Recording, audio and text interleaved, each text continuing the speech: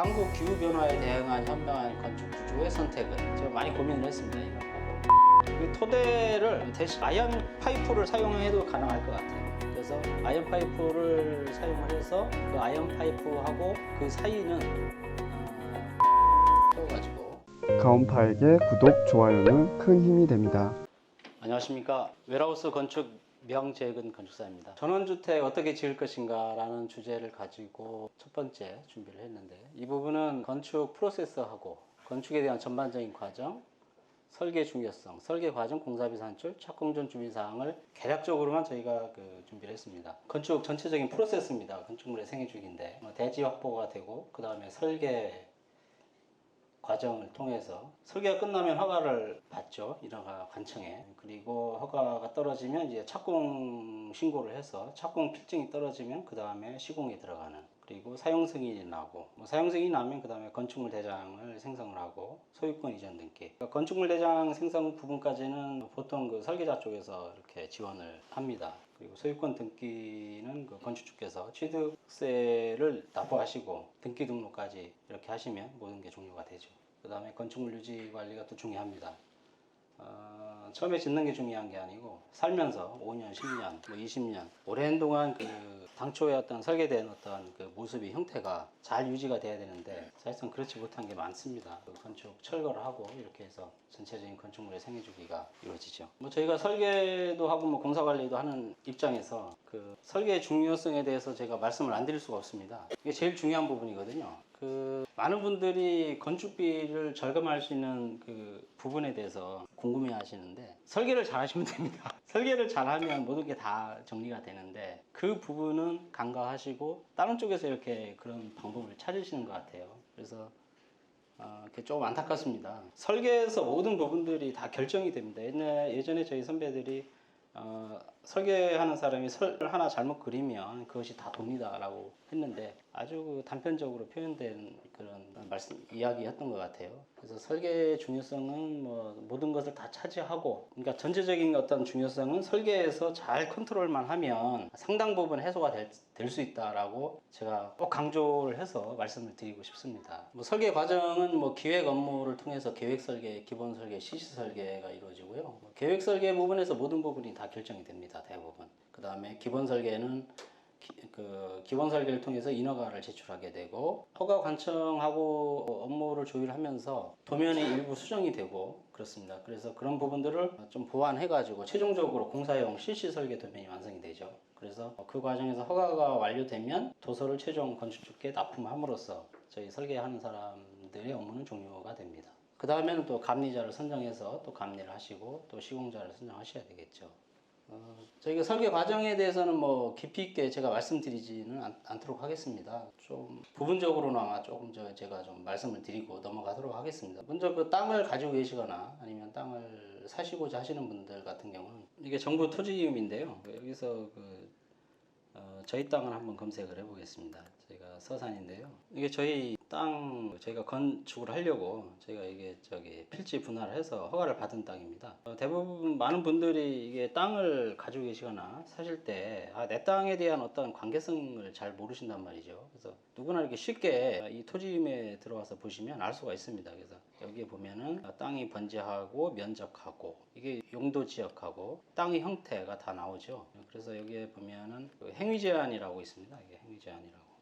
이 부분을 보시면 내 땅에 대한 건축 허가가 가능한지 불가능한지에서부터 시작해서 여러 가지 어떤 사항들을 알 수가 있습니다. 건폐율 용적률은 몇 프로고 어떤 형태로 이게 이루어져 있다라는 것도 알 수 있고, 높이 제한에 대해서도 어떤 제한 사항이 있으면 이게 다 표현이 되고, 건축선이라든가 도로 조건, 그러니까 기본적인 어떤 전문가가 아니더라도 일반인이실 경우에도 이 토지음에서 내 땅에 대한 정보를 다 확인할 수가 있다. 그래서 꼭 부동산이나 아니면 건축사무소 이런 데 통하지 않으셔도 확인하실 수 있다는 것을 좀 보여드리려고 저희가 준비를 했습니다. 계획 설계를 기획 업무를 통해서 계획 설계를 합니다. 기획 업무 같은 경우는 아까 제가 보여드린 그런 정보를 토대로 해서 건축이 얼마만큼의 가능한지, 또 건폐율용 정지라든가 법적 제한은 어떻게 되는지, 이런 모든 부분들이 또 건축주가 생각하시는 규모나 이런 부분들을 조합을 해서 저희가 기획 업무를 하죠.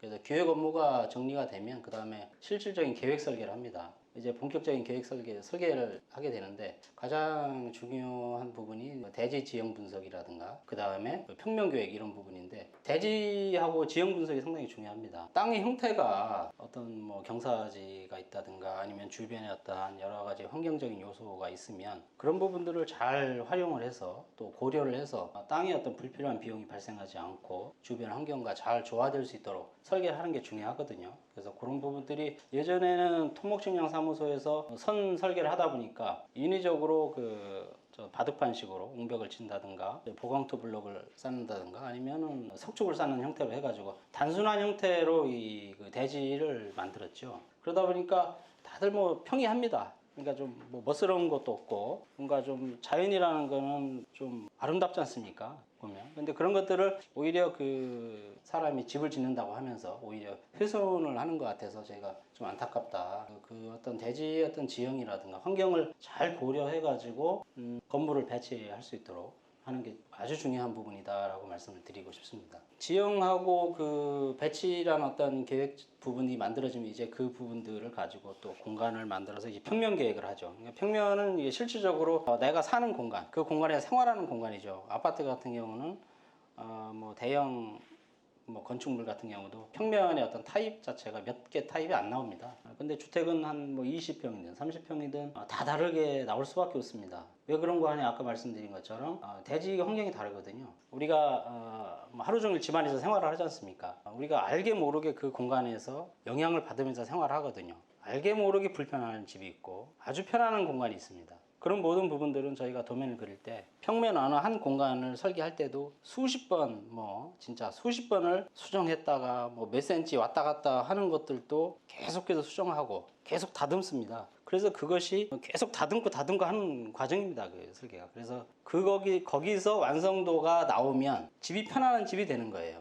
그 설계의 어떤 역량이 그런 부분에서 나오는 겁니다. 보통 설계를 그렇게 깊이 있게들 하질 않으십니다. 그렇다 보니까 기본 설계, 또 설계 완성도가 떨어지는 도면을 가지고 시공사를 선정하게 됩니다. 그러면 시공사는 그 도면이 뭐 기본적인 어떤 사항들로 이루어져 있으면 그 부분만 가지고 견적 작업을 하거든요. 내역 산출 작업을 합니다. 도면에 없는 건 산출을 안 하죠. 뭐 할 수도 없는 거고 없으니까. 그리고 도면 자체가 뭐 상세한 도면이 있고 또 그렇지 않은 도면이 있습니다. 상세한 도면에는 모든 것이 다 포함이 됩니다. 뭐 빠짐없이 포함이 됩니다.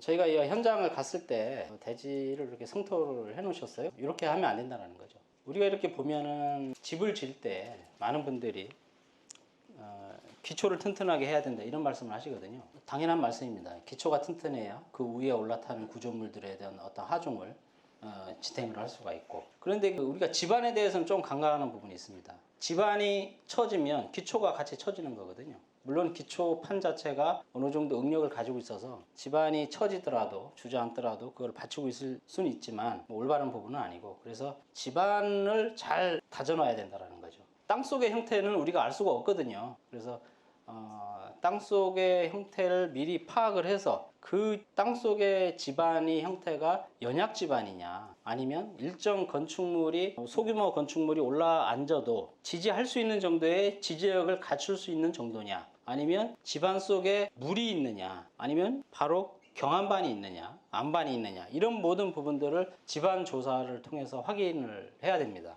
그거를 통해서 구조 설계도 하는 것이고, 만약에 집안이 약하다 그러면 그거를 좀 치환하는, 걷어내서 치환도 할 필요가 있고, 그래서 이 지질 조사, 집안 조사가 상당히 중요한 부분이다 라고 말씀을 드리고 싶고요. 그래서 이 집안 조사에 대해서는 제가 잠시 후에 또 말씀을 드리겠습니다. 그 다음에는 대지 경계 복원 측량을 하죠. 대지가 여유가 있으면은 나중에 공사 착공 전에 하셔도 되고, 만약에 대지에 어떤 여유가 없으면 미리 하셔야 됩니다. 이 지적에 나와 있는 땅의 면적하고 대지 현황하고 좀 다를 수가 있어요. 이게 아까 말씀드린 지질조사입니다. 지질조사. 시추를 해가지고 그 땅의 어떠한 상태를 파악하는 과정입니다. 표준관입시험에 의해서 그 어떤 시추 조상도 하고 뭐 어떤 결과서들이 쭉 나옵니다. 그래서 이런 어떠한 데이터를 가지고 구조나 아니면 토질구조 기술사 쪽에서 그 설계를 하죠. 아까 그 질조사에서 그 보고서가 나오면 구조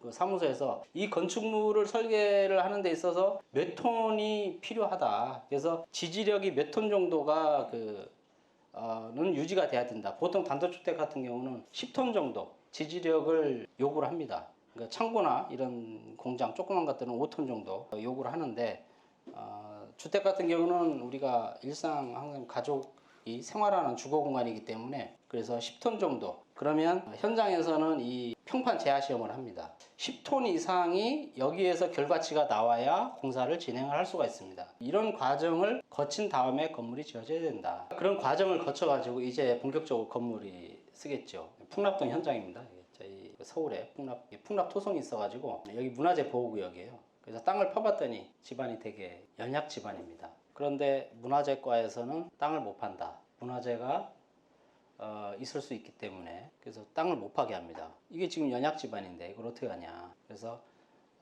연약 집안이 있는 그 토질 같은 경우는 여러 가지 보호강 방법이 있습니다. 잡석, 굵은 잡석을 깔아 가지고 그 사이를 공극을 일반 토사로 메꿔라. 그래서 단단하게 집안을 다져라. 근데 보통 잡석 다짐을 하면 25mm짜리 골재를 깝니다. 잡석은 굵은 잡석을 깔고 가능하면 세워서 깔아서 박히게 깔고 그 사이를 공극을 메꾸어야 돼요. 최소 60mm 이상짜리 잡석을 깔게 되어 있습니다. 어느 정도를 써야 된다라는 규정이 시방서에 나와 있습니다. 그래서 이렇게 지금 다짐을 하는 이런 형태이고, 이 사진은 제가 왜 이렇게 보여드렸냐면, 저희가 설계를 할때 이 기초 안쪽 부분을 이 내린 기초를 하게 되는데, 동결선 때문에 내린 기초를 하게 되는데 사면으로 설계를 그립니다. 도면을. 그런데 이게 집안 자체가 연약 집안이 아니고 경질의 집안이면 반드시 파는 게 좋습니다. 타선으로 걷으면 이 부분은 공그리로 메꿔야 되거든요. 공그리로 메꿔야 되니까 불필요한 돈이 들어가는 거거든요. 집안 자체가 단단하면 딱 걷고 인력을 한 사람 붙여서 삽으로 면을 딱 정리를 시킨 다음에 필요하면 이쪽에 단열재를 깔고 해서 여기서 거푸집을 대서 단열재해서 철근 배근해가지고 공구리를 치면 된다. 그런 부분들도 비용을 조금 줄일 수 있는 부분입니다. 하나하나가 다 줄여가지고 전체적인 공사비가 주는 거니까요. 지정 및 기초, 버림을 치고 기초 철근 콘크리트, 철근 배근하고 철 콘크리트를 타설을 한 다음에 이제 콘크리트 구조 같은 경우는 그 콘크리트 그 형태로 공사가 될 것이고, 경량목 구조 같은 경우는 경량목 구조, 스틸하우스는 스틸하우스 이렇게 공사가 진행이 되겠죠. 지금 그 건축 구조에도 종류가 이렇게 제가 표현을 했는데 이거를 동일한 기준으로 이거를 비교하기는 어렵습니다.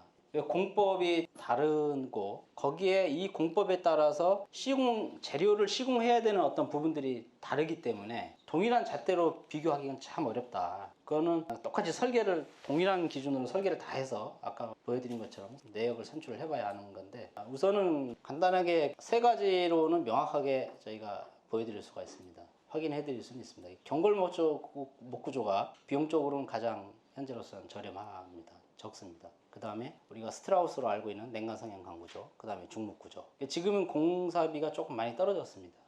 경기가 많이 어렵지 않습니까? 그래서 공사비가 많이 떨어졌어요. 그리고 그 다음으로는 그 ALC 구조가 비용이 절 들어갈 것 같아요.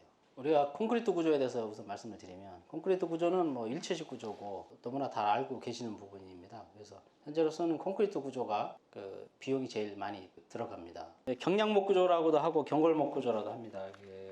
많이들 알고 계시는데 장단점을 제가 이렇게 굳이 설명드리지는 않겠습니다. 이 경골목 구조를 어떻게 하면 좀 더 우리가 집을 짓는데 효과적인 건축 구조가 될 수 있을까라는 고민을 제가 많이 해봤습니다. 저도 경골목 구조를 해봤고, 근데 그런 부분들에 대한 좀 어려움이 있었죠. 첫 번째로 한번 말씀을 드려보겠습니다. 이게 목재는 습기에 취약한 자재입니다.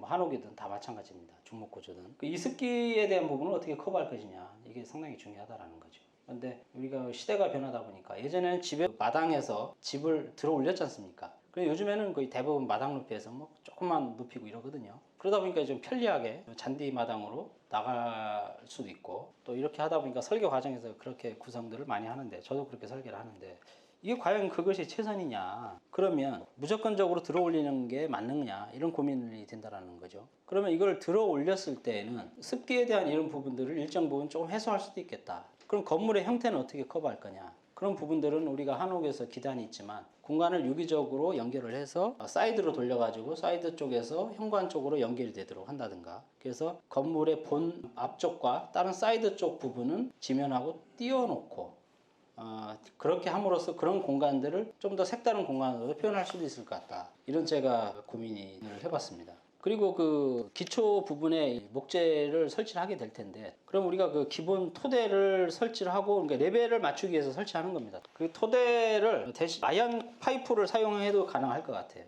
그래서 아연 파이프를 사용을 해서 그 아연 파이프하고 그 사이는 무수축 몰탈로 채워가지고 그 지지가 될 수 있도록, 어차피 토대 목재판을 돌리면 그 틈새가 발생하거든요. 그런데 틈새가 어중간하게 발생하는 부분도 있고 아주 높이 띄워지는 부분도 있습니다. 높이 띄워지는 부분은 이렇게 그 사춤을 한단 말이죠. 그런데 어중간하게 띄워지는 부분은 사춤을 할 수가 없어요. 그러니까 비워두는 거죠. 떠 있는 겁니다. 그리고 아무래도 이쪽 기초 저면이기 때문에 목재라는 그 자재보다는 철에 대한 자재가 좀 낫지 않겠냐. 단지 그 결로에 대한 부분이 있을 수 있는데, 그 하부 부분은 그 난방 부분하고 접하는 부분은 그 측면에 단열재를 설치해 가지고 그런 부분은 극복할 수 있을 것 같다라는 생각이고요. 또 한 가지는 이게 경량목 구조는 또 주로 경량목 구조로 판재로만 이렇게 하거든요. 그래서 좀 스판을 넓게 구현하고자 한다든가 공간을 높게 표현하고자 할 때에는 필요에 따라서 LVL, 집성 목재라든가 아니면 철이라든가 이런 소재를 통해서 같이 병행을 하는 복합 구조로서 표현을 하는, 그러면 그 경량목 구조라는 싼 집이다라는 어떤 그 부분을 좀 해결할 수 있는 부분이 되지 않겠냐, 이런 생각이 들고요. 이게 저희도 그렇게 설계를 하고 시공도 해봤습니다만, 이 건식 구조입니다. 건식 구조. 우리가 재료에 대한 물성을 잘 이해할 필요가 있어요. 이 구조가 건식 구조냐 습식 구조냐, 거기에 따른 마감재를 어떤 자재를 쓸 것이냐. 건식 구조의 습식 재료는 적합하지가 않습니다. 물론 띄워서 시공하는 건 무리는 없겠지만, 그래서 그 재료의 물성을 잘 고려해서 마감재, 내부든 외부든 그런 마감재를 적용하는 부분이 아주 중요하다. 예를 들어서 목구조에다가 목구조가 건식구조 아니겠습니까? 그러면 거기 바깥에다가 OSB 합판을 대고 타이백을 대고 아니면 거기다 단열재를 대서 스타코 마감을 합니다. 스타코는 습식이거든요. 그러면 목재 자체가 뒤틀립니다. 이게 이 경량 목구조는 수입 목재입니다. 수입 목재가 그러니까 수출을 하려면 목재 함수율이 있어요, 규정이. 근데 이 나무에 따라서 함수율의 변화가 상당히 크다고 합니다. 건조가 되면서 뒤틀리거든요. 한옥도 다 마찬가지고. 그래서 물성을 고려해서 자재를 선정하는 게 중요하다라는 거죠. 그리고 이 건식 구조이기 때문에 테라스라든가 베란다 상부층에 그런 어떤 공간을 만들 때는 가능하면 지붕의 우수에 노출되어 있으니까 어떠한 그 내구성 있는 철이라든가 그 부분만 콘크리트를 쓴다든가, 그래서 그런 부분들을 조금 돌출돼서 이 부분 꼭 내가 이 베란다 공간을 만들고 싶다라고 한다면 그런 어떤 구조적인 부분들을 좀 다양하게 표현을 해서 설치할 수도 있겠다라는 거고요. 지붕에는 그 구조별로 이 벤트인데요. 중간에 어떤 통기구를 두어가지고 공간이 기류가 흘러가도록, 그래서 직사일광이 바로 지붕에 받지 않도록 이 벤트를 설치하는 게 필요할 것 같아요. 제가 우선은 그 중목 구조를 좀 집중을 해서 말씀을 드리겠습니다. 그러면 다른 구조 부분은 그 스트라우스라든가 이런 부분들은 같이 병행을 해서 참고해 주셔야 될 것 같습니다. 중목 구조에 대해서 말씀드리겠습니다. 경량목 구조하고 좀 다른 거는 구조재 자체가 105mm 약재를 소각재를 사용하는 부분이 좀 다릅니다. 900 간격으로는 소위 그 각재를 사용이 되고, 나머지 900 간격 사이 450 간격으로는 판재가 사용이 되죠. 그래가지고 구조 시공 방법은 거의 대동소이합니다. 이제 이게 요즘에는 일본식 프리컷 공법이 예전에 비해서는 중목 구조도 그 금액이 많이 떨어진 걸로 제가 알고 있습니다. 이런 철물을 통해서 구정이 되는 거죠. 아까 그 경량목 구조나 아니면 스트라우스 같은 경우는 스크류 핀 같은 걸로 해가지고 고정을 하게 되는데, 중목 구조는 이런 정확한 설계 도면을 기초로 해가지고 가공을 해서 그 철물을 사용해서 거기에 체결이 되는, 그러니까 이 가구식 접합 이음과 맞춤으로는 이 내진에 적응하는 게 아무래도 완벽하지 않으니까 일본이 지진이 많이 일어나잖아요. 그래서 거기서 보강을 시킨 겁니다. 일본에서는 지금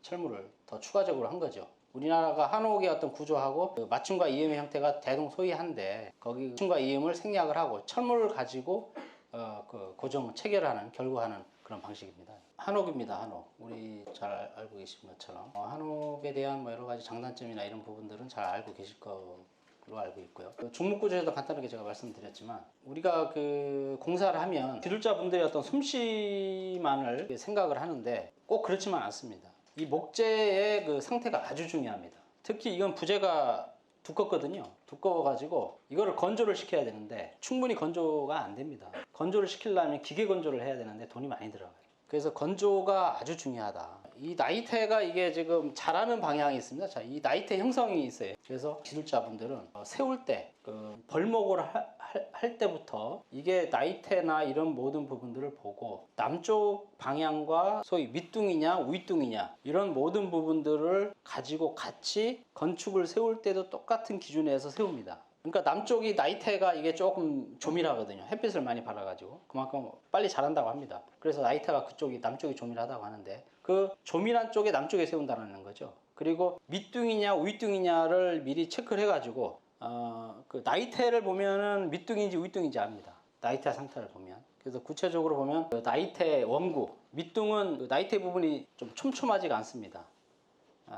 두툼하죠. 그리고 말구 위쪽 부분이 촘촘합니다. 나이를 먹을수록 촘촘하고 나이테 수가 적습니다. 그래서 그런 부분들을 고려해 가지고 요 기둥이나 이런 도리, 대들보 이런 부분들을 세웁니다. 그리고 이게 이 완전 건조목이 아니기 때문에 갈라지면 피할 수가 없거든요. 그러면 갈라지는 부분들을 피할 수 없으면 어떻게 앉힐 거냐? 기둥 같은 경우는 그 양쪽에 세우면 벽이 이렇게 붙죠. 그래서 벽 쪽에 그 갈라짐이 우려가 되는 가능성 있는 쪽을 벽 쪽으로 세웁니다. 그래서 그쪽은 미리 등가르기라고 하는데 한옥에서는 그 킵니다. 대패로 키면 그 부분이 쫙 갈라져요. 그래서 그 부분으로 소위 갈라짐을 유도하는 거예요. 안 보이는 쪽으로. 대들보는 위쪽으로. 뭐 이 도리 같은 경우도 위쪽으로 하는 거죠. 유도를 하는 거죠. 이쪽을 킵니다. 키면 이쪽에서 갈라지고. 이게 석가래 같은 경우도 이게 밑에서 보면 흔히 보이지 않습니까? 그래서 그런 경우는 위쪽에다가 펴가지고 그쪽으로 갈라짐을 유도하는 거죠. 그래서 조금 솜씨가 있고 좀 그 집을 짓는 데 있어서 나름대로 책임감을 가지고 일하시는 분들은 그런 것들을 한마디 말씀을 드리면 나름대로 다 알아서 하십니다. 그런데 아무래도 좀 조건이 열악하고 한 경우에는 빨리 하는 거죠. 그런 거 무시하고 다 하는 거죠.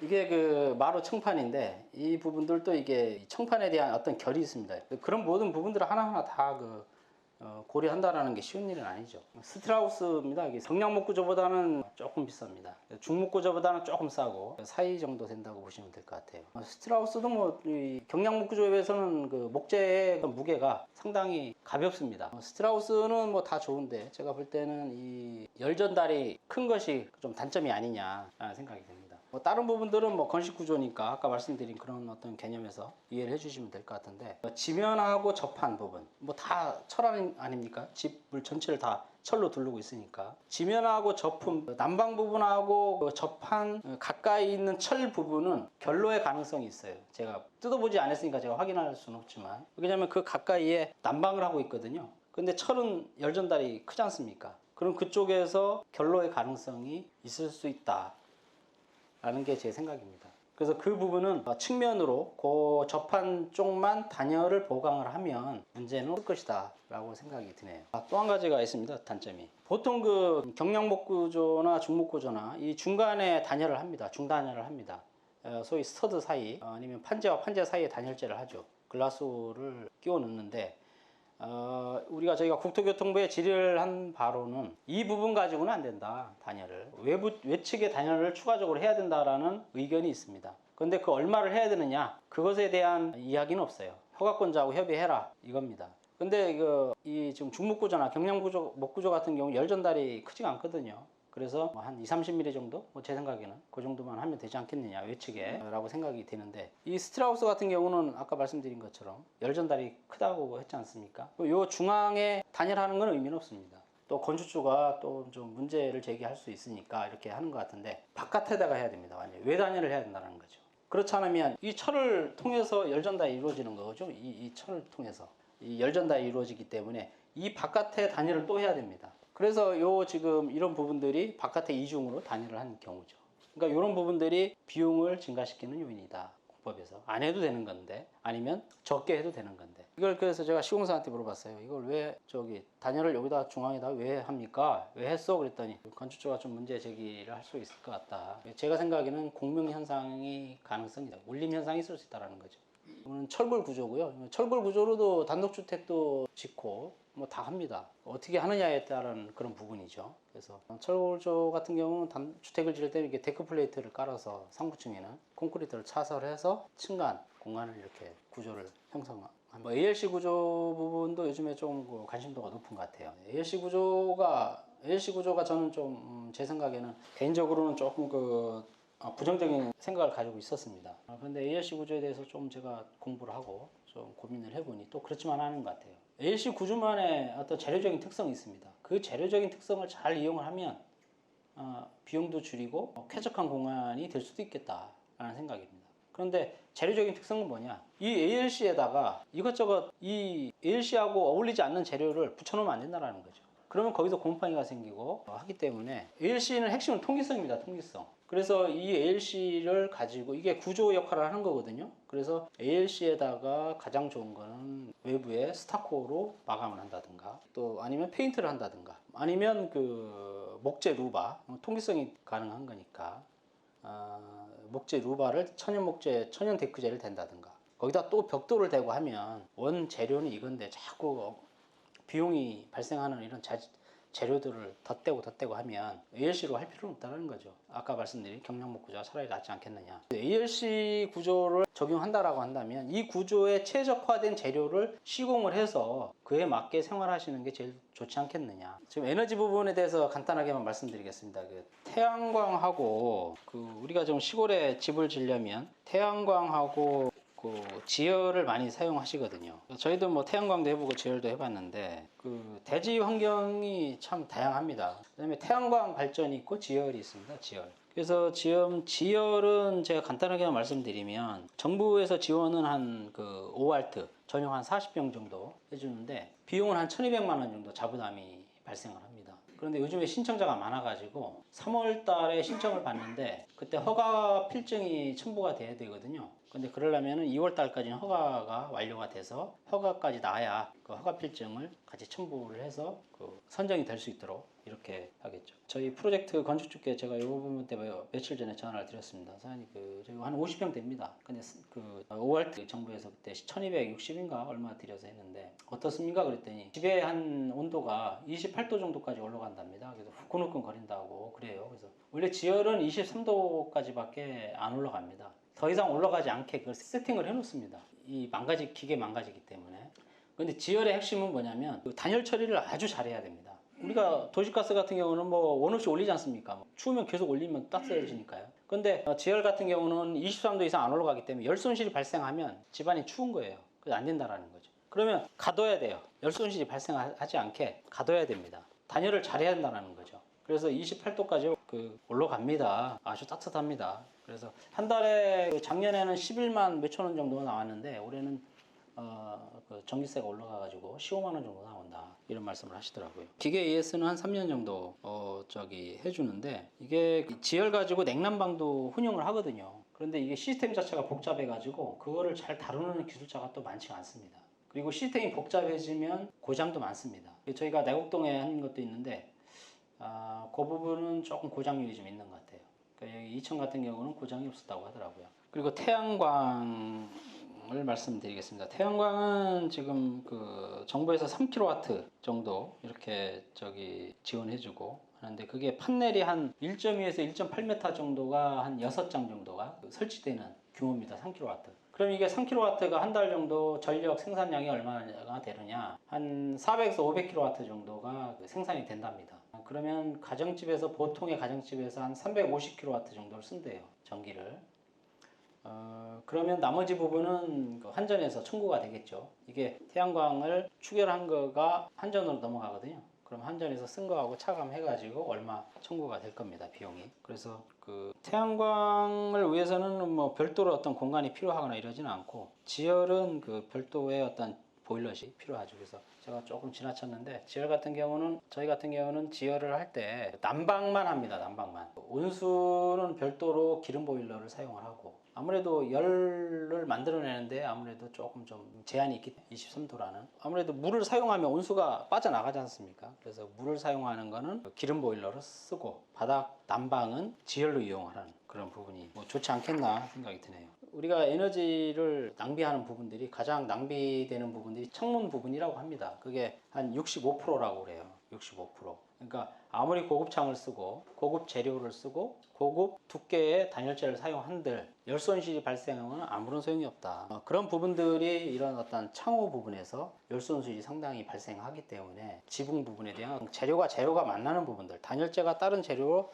접하는 부분들. 콘크리트 구조에서 후레타일을 제거했는데 그 후레타일을 제거하면 나머지 단열재 부분이 손상이 가거든요. 그래서 그런 부분들을 매끔 처리를 한다든가 세심한 그런 외피를 다 감싸는 그런 세심한 품질 관리가 있어야 좋은 자재를 쓰더라도 그 효과를 거둘 수가 있다. 이렇게 제가 말씀을 드리겠습니다. 제가 이제 내부 공간에 대한 어떤 인테리어적인 요소 하고 이런 부분에 있어서 공사비하고 어떻게 연결이 될까 이런 부분들을 하면서 어떤 부분이 좋더라라는 정도 공간을 저희가 좀 하면서 이렇게 느낀 것을 제가 한번 말씀을 드리겠습니다. 우리 대부분 보면은 이 현관만 이렇게 만들거든요. 그래서 이게 전이 공간을 이렇게 만들으니까 되게 좋더라고요. 집이 한결 고급스럽고 여유 공간이 있고 집의 어떤 격이 느껴지는 것 같아서 이런 어떤 현관 앞에 전이 공간을 두는 건 좋겠다라는 거고. 뭐 주택 앞에 이런 어떠한 그 손님이나 아니면 가족들 모임을 이렇게 외부 어떤 환경에 이렇게 폴딩 도어를 만들어 가지고 공간을 좀 이용하는 이런 부분도 좋을 것 같고요. 뭐 침실 앞이나 이런 공간에서 쪽마루나 아니면 툇마루 같은 걸 만들어 가지고 좀 아늑한 어떤 공간을 표현하는 것도 저희가 해보니까 좋은 것 같습니다. 이게 집을 표현할 때 보면 자꾸 뭔가를 막 붙이려고 합니다. 뭔가를 자꾸 표현을 하려고 합니다. 그게 다 돈입니다. 근데 그게 또 좋으냐? 또 그렇지 않거든요. 그래서 우리가 모던한 어떤 공간을 원하느냐 또 거기에 어떤 스타일이 있기 때문에 이런 깔끔하게 표현하는 것도 좋을 것 같아요. 단지 이런 조명 같은 경우도 이거는 조명 박스 자체를 목으로 해가지고 짜가지고 끼워 넣은 겁니다. 그래서 이 면이 깔끔하게 표현이 되도록 그래서 이 도장을 한 집이고요. 욕실 같은 경우는 손님들이 오고 또 여러 사람이 사용할 때 동시 사용이 어려울 수 있으니까 세면대나 변기 이런 부분들은 분리해서 설치하는 것도 좋을 것 같고요. 이거는 그 어떤 공간에 따라서 레벨을 달리 둬가지고 부부침실 쪽인데 레벨을 달리 둔 겁니다. 계단 세 단을 둔 거고 이 복도 쪽에 공간을 활용을 해서 붙박이장을 수납 공간을 1대1로 돌출이 안 되도록 해서 이렇게 표현한 부분인데 이런 경우에는 계단 같은 경우 충분한 넓이로 표현하는 게 좋을 것 같아요. 이게 집은 사람이 뭐 오래 편하게 살고자 해서 집을 짓는 거 아니겠습니까? 그래서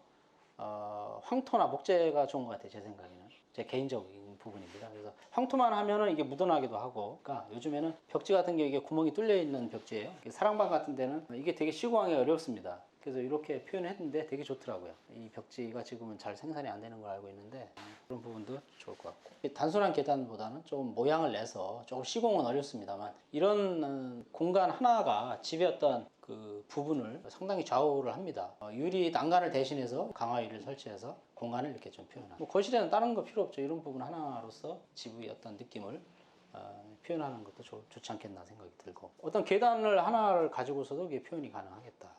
계단 같은 경우도 디딤판 자체를 깊게 해가지고 어떤 이런 공간이 어떤 사색이 어떤 공간으로도 사용을 될 수 있고 뭐 아이들이 이런 공간에서 뭐 책도 읽을 수 있고 계단 난간 같은 경우도 약간 곡선형으로 모양을 주는 뭐 우리가 평이한 형태가 아닌 그런 부분들도 우리가 아이디어를 내면 뭐 끝이 없지 않습니까?